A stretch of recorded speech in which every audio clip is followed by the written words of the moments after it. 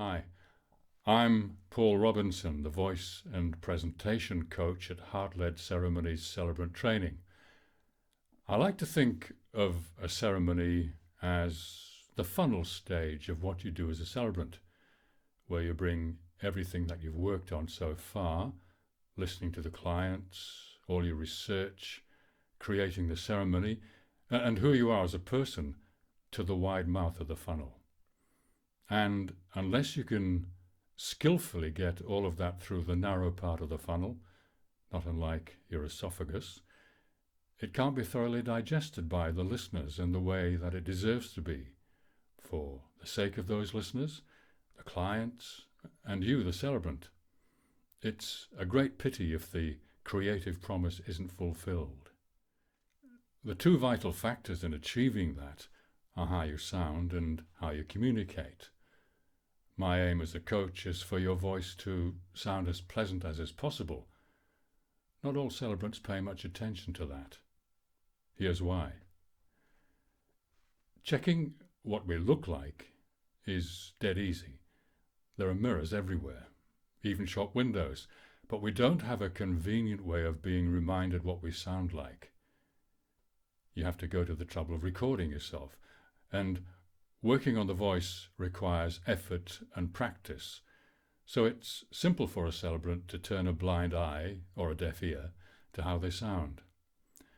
I used to say, your voice could be your secret weapon, and it's true, but now I emphasize that you can have two secret weapons, your voice and how you communicate. And that second secret weapon is even more important than the first. This is a reasonable sounding voice with a dull reed. Things were looking rosy for Robert and Mary as they approached their 60s. They were as happy together as they'd ever been, and financially quite secure.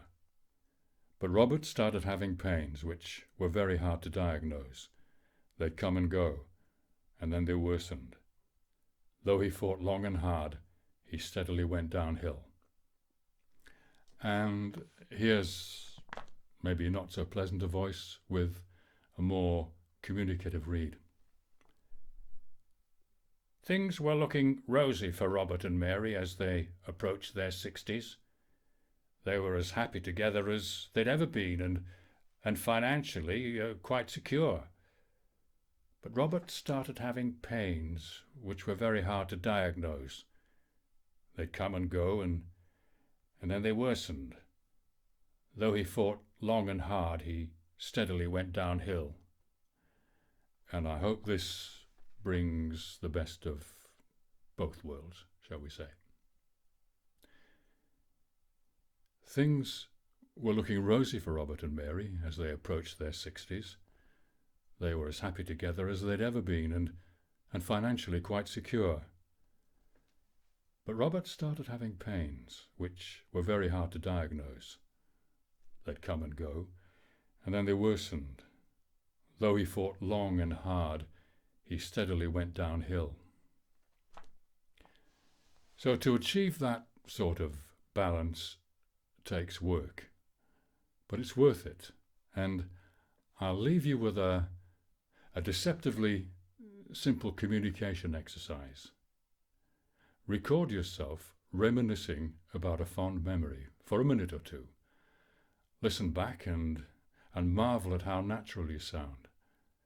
Write down, say, a minute of it, word for word, then record it again, this time reading your own words, and try and make it sound as spontaneous as the original.